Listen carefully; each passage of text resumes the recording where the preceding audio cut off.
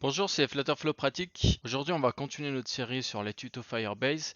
Et là, on va voir comment afficher des produits, supprimer des produits, etc., etc.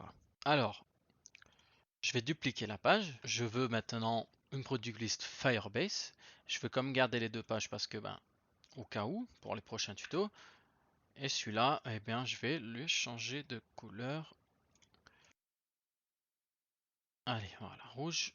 Voir produit Firebase. Donc, cette navigation-là, elle va aller dans Product List Firebase. Voilà. Comme ça, on peut ici.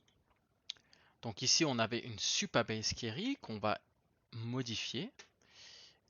Et maintenant, on a une query collection ici. Produit. Une liste de documents. On va mettre un ordre par la date de création. Et voilà, tout simplement. Maintenant, il va me dire qu'il y a des erreurs parce que forcément, les variables que nous avions mis n'existent plus. Donc on va devoir recliquer là sur les titres, sur tous les textes et les redéfinir. Donc nom, prix. Alors là, le problème, c'est qu'on avait des actions de suppression, etc. On va tout simplement supprimer les actions pour l'instant et on le fera après. Qu'est-ce qu'on avait encore? Une image, je pense, voilà.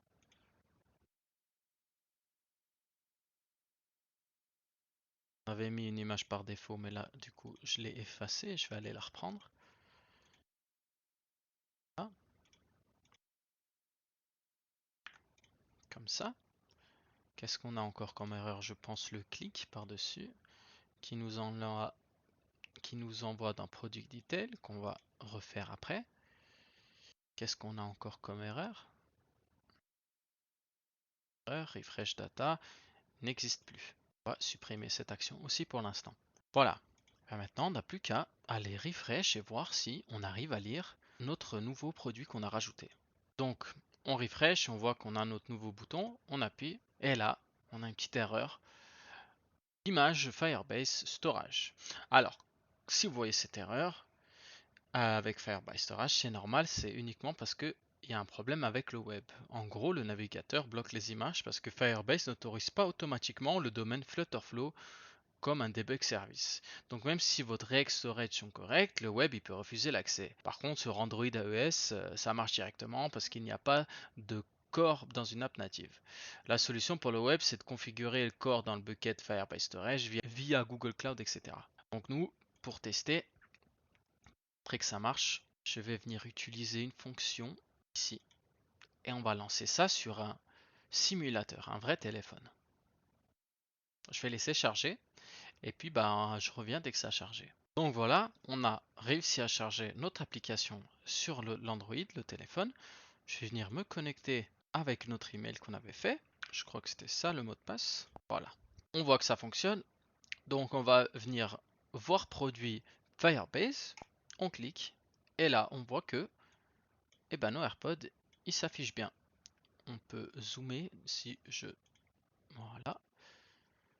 Donc en même temps, on voit que notre application, elle s'affiche correctement. Ça veut dire qu'elle va pas en dessous de l'appareil photo, etc.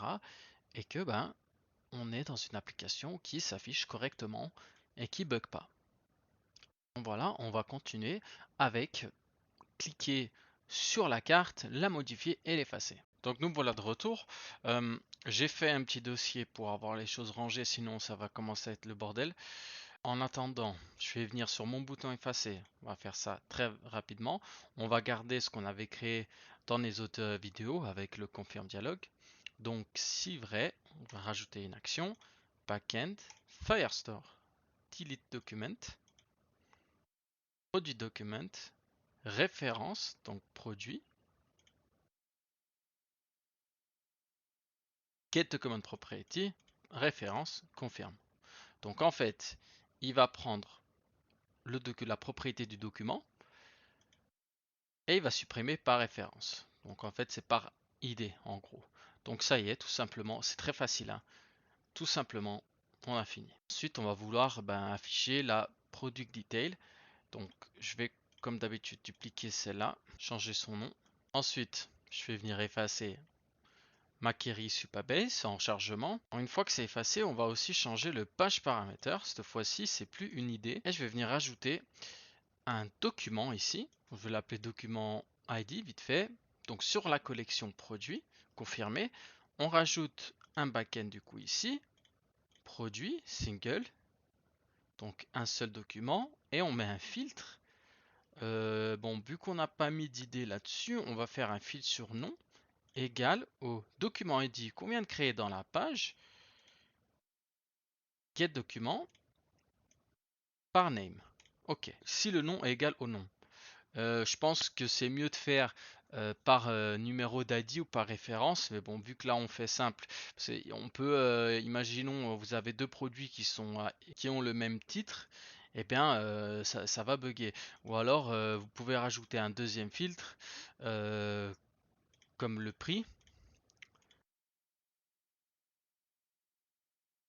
Et là, vous aurez déjà moins de problèmes parce que ça sera très rare qu'il y ait en même temps le même nom et en même temps le même prix. Donc voilà, ensuite on va corriger toutes les erreurs. Donc on va aller sur le titre, produit référence. Il nous demande une valeur par défaut.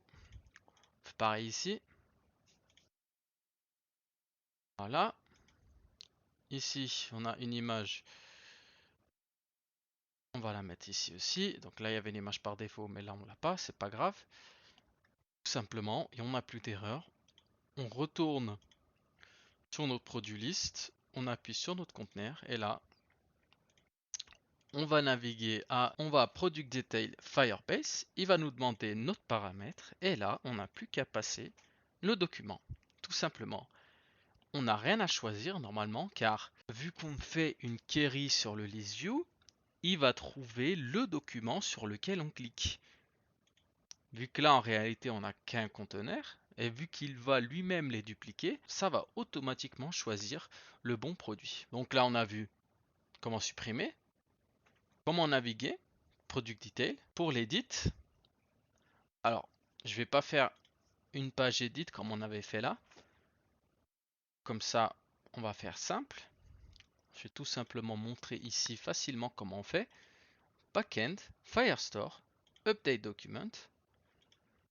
On le met avec la relation. OK. Et puis on n'a plus qu'à choisir les filtres qu'on veut. Donc le nom. On mettra une variable textfield. Et puis on n'a plus qu'à les relier. Donc si on avait donc dans une page comme ceci, on remplacerait le Supabase par un Firebase et on mettrait les champs textfield dans les champs à update. Tout simplement. Et puis là, on a vu comment effacer, comment rentrer dans une page detail et comment modifier. Déjà, on va aller tester si tout fonctionne. Donc voilà, j'ai mis une image par défaut s'il y a une erreur de chargement. Comme ça, on n'a plus les longs textes qui s'affichent. Comme ça, on peut tester dans le navigateur. Donc pour faire ça, c'est simple. On coche Show Image on Failure ici. On coche et puis après, on n'a plus qu'à aller dans les options, dans App Assist et rajouter une image d'erreur. Donc voilà, on va cliquer dessus. Donc tout fonctionne, on a un AirPod, le prix, etc. Pour modifier, forcément, on n'a rien encore mis dessus. On va essayer de effacer ce produit. Excellent, ça s'efface, pas de produit, super. On revient en arrière. Super. On peut en rajouter un nouveau si on veut. Donc tout fonctionne.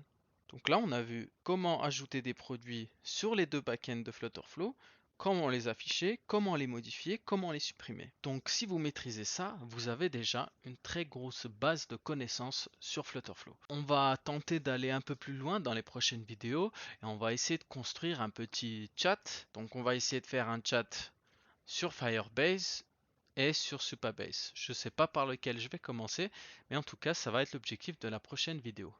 Voilà, merci d'avoir suivi et à bientôt.